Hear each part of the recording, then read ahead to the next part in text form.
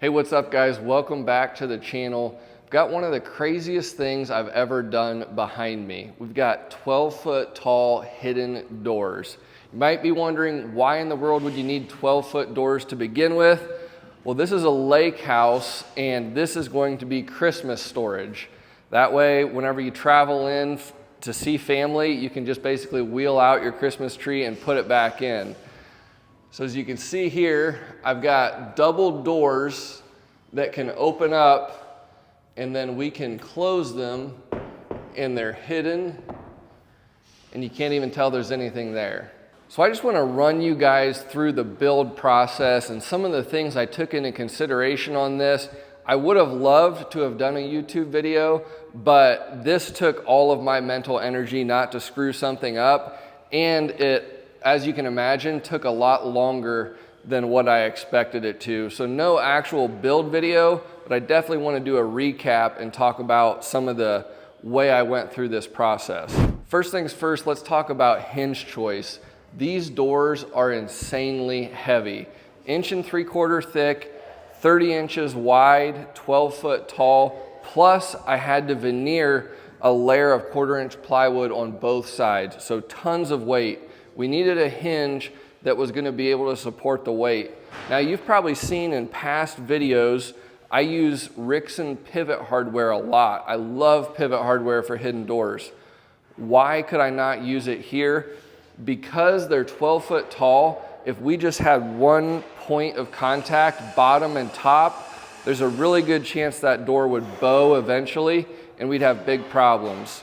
So I've got 5 of these hinges going up the side here, and that's going to help keep the hinge edge nice and straight over time, and it's going to bear the weight really well. There are some pros and cons to, these are Sugatsune hinges. There's some pros and cons to them versus pivot hardware. The pros are that this is a very adjustable hinge. We've actually got 3-way adjustment on it. This will allow us to go up and down. It'll allow us to go in and out this way and in and out this way. So that's awesome to be able to get these things dialed in exactly where they need to be. With this type of hidden door install, obviously all the trims line up. If we look up there at the top of the doors, all those line up perfectly. So we're not going to want to actually adjust anything in the future. Any adjustment is going to throw things off, except if something started to sag with this type of hinge, we could bring it back a little bit and maybe tweak it that way. But the biggest thing is during the installation process, being able to get that adjustment is super handy, as well as just the capacity to bear all of the weight. The other con of this type of hinge is that these are about 150 bucks a piece. So we're looking at about 1,500 bucks just in the hinges for this door versus pivot hardware. You could save a lot of money, but again, pivot hardware just wouldn't work on a door like this. So with these Sugatsune hinges, it's not too big of a deal to mortise them, but it does take some work. And obviously with 10 hinges on these doors, we want to be extremely precise when we're mortising so that everything falls together really well. Couple tips on doing that. First off, go ahead and purchase a good template system for mortising these hinges. This particular template is by Denpo. They're fantastic. I boogered it up a little bit, unfortunately, but these are great.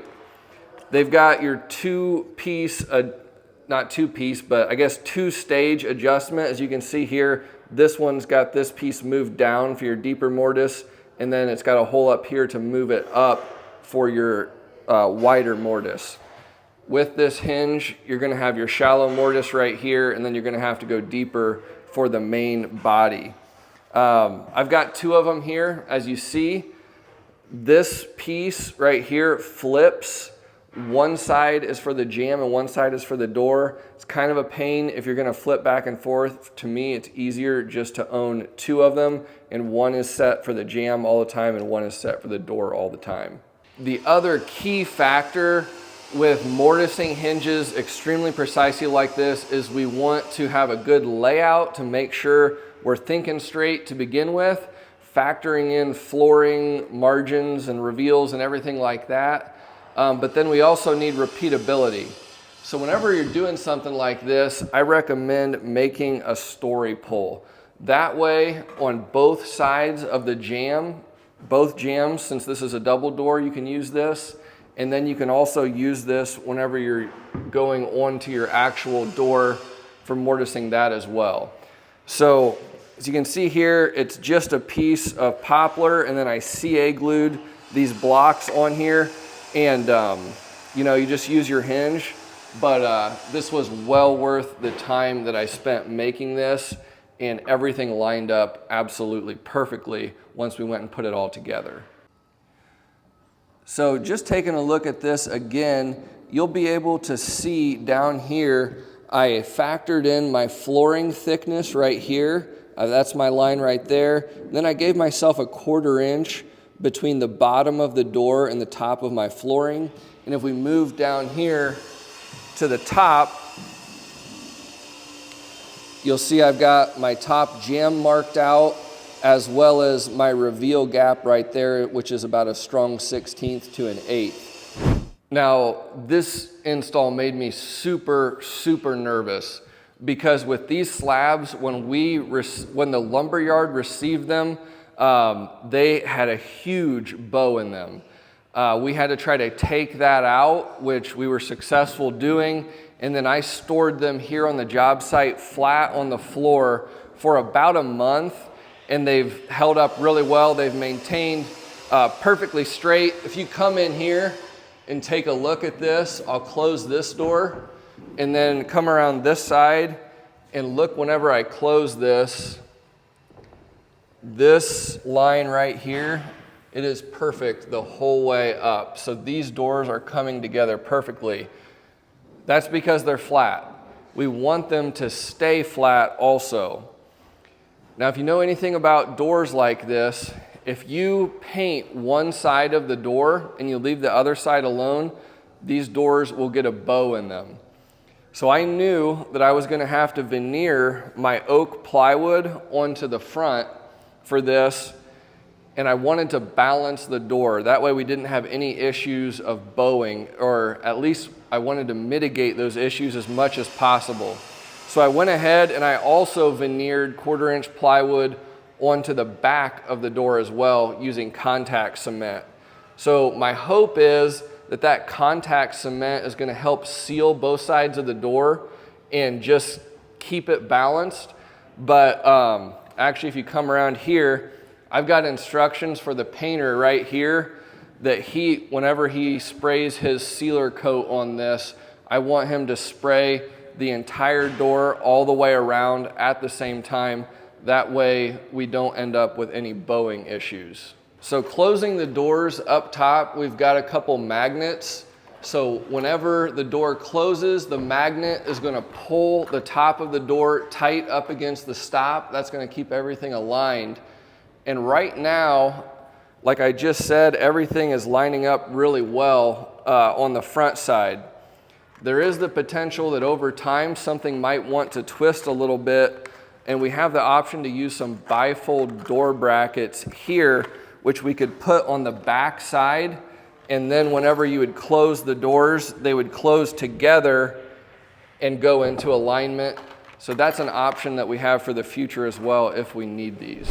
Now the thing with setting 12-foot tall doors is everything has to be absolutely perfect to start.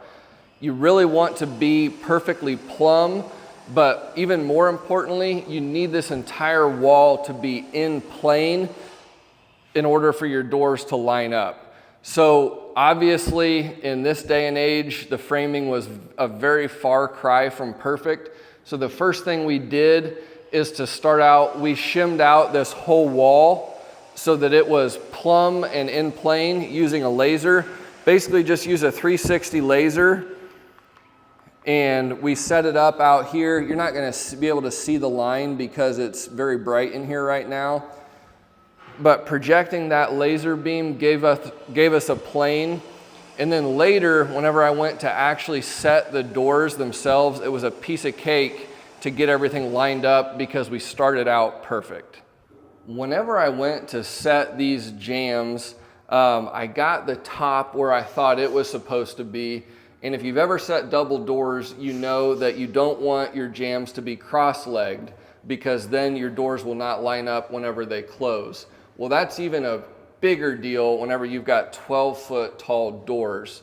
So to get my door jamb as close as possible to start out with, using my 360 laser here, I set it up and I lined it up on the inside edge of my hinges, projected that all the way around, and then got everything exactly where it needed to be just using the laser.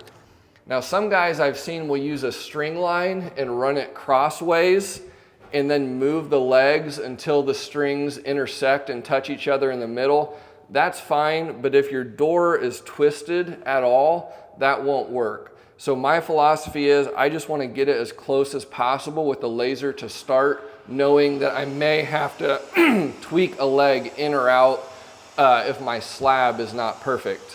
So I got my jamb set as perfectly as possible. The next step was to get my actual door slabs installed.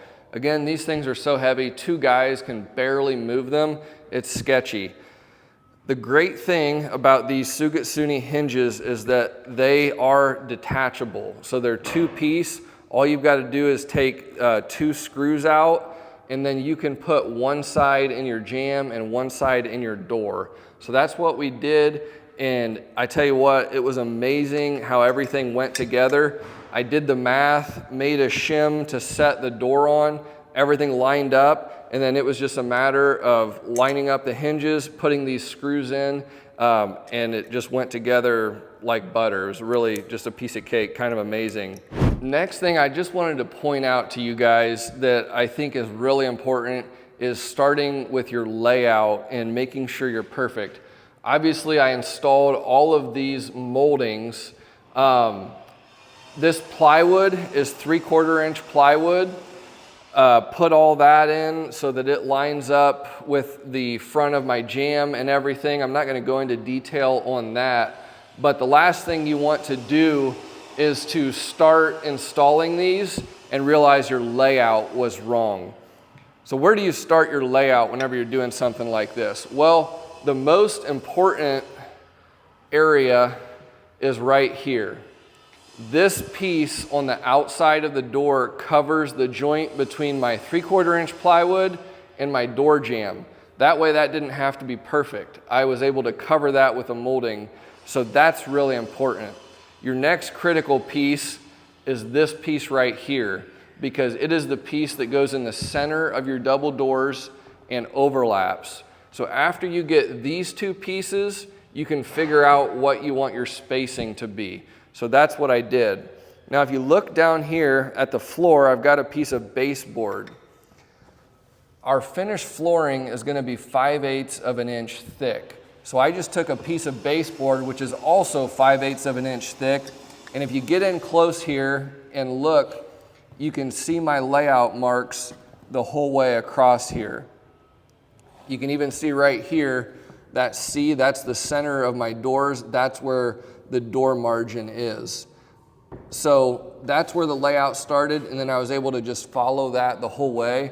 I actually even had this slid up against the wall, and I basically set my plywood down about a 1/16 higher than this. That way our flooring guys can run our hardwood flooring under the plywood and under these moldings, and it'll execute really nice. So guys, that's about all I've got on this one. The other thing I wanted to mention, the reason we did this half circle trim molding here is because it ties into the rest of the house really well. We've got oak doors that have a reeded profile, and we've also got that same reeded curved detail going on cabinets as well. I'm really glad we ended up doing it. It's gonna tie into the rest of the house really well. Looks excellent. So I'm wrapped up, getting ready to head out of here. So you can see this great room. We got some really cool details. Stone, Delta Millworks tongue and groove going on the ceiling up here. White oak beams. If we work over here to the dining area, got white oak beams in these trays. In the kitchen, it's going to be some incredible finishes as this whole thing pulls together at the finish line. And then of course, probably best of all, if we look out here, just an incredible view of the lake. It's going to be a great place to live.